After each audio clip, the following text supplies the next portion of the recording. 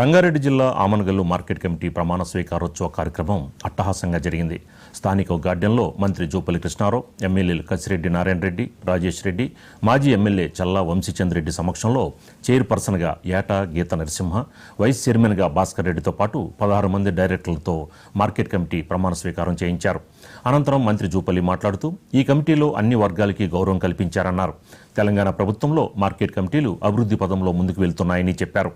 ఏ రాష్ట్రంలో లేని విధంగా రైతులకి కాంగ్రెస్ ప్రభుత్వం రైతులకి పెట్టుబడి సాయం, 24 గంటల ఉచిత కరెంటు, 2 లక్షల రుణమాఫీ, రైతు బీమా వంటి పథకాలు అందిస్తున్నామన్నారు.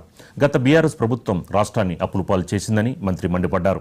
కాంగ్రెస్ ప్రభుత్వంలో తెలంగాణ రాష్ట్రంలోని ప్రజలు సుఖ సంతోషాలతో ఉన్నారని మంత్రి పేర్కొన్నారు.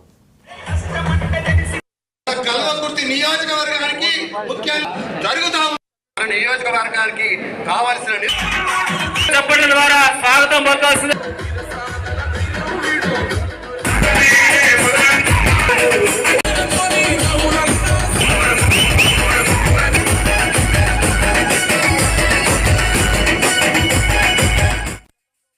పార్టీ కోసం పనిచేసిన వాళ్ళు మొన్న ఎమ్మెల్యే ఎలక్షన్స్ లో, ఎంపీ ఎలక్షన్స్ లో ముఖ్యంగా కాంగ్రెస్ ప్రభుత్వం రావడానికి బాగా కష్టపడినటువంటి వాళ్ళకందరికీ కూడా అవకాశం ఇవ్వాలని ఎంతో మంది, వేలాది మంది ఇక్కడ ఆ విధంగా పనిచేస్తే కొంతమందికి అవకాశం వచ్చింది, మళ్ళీ కూడా అవకాశం వస్తుంది.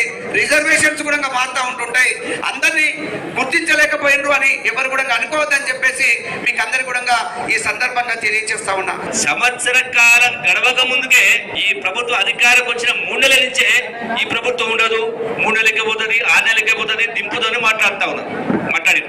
ఈ ప్రభుత్వం ఏం చేయనట్టుగా మాట్లాడుతా ఉన్నా. నేను ఒకటే చెప్తా ఉన్నా, ఏమన్నాడు కేసీఆర్, ఇది ధనిక రాష్ట్రం అని 10కి 10 సార్లు మాట్లాడారు.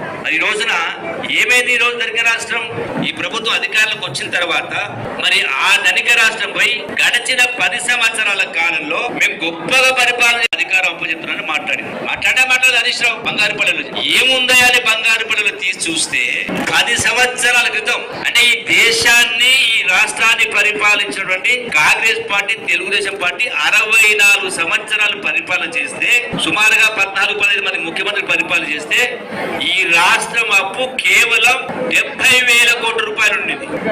నెలకు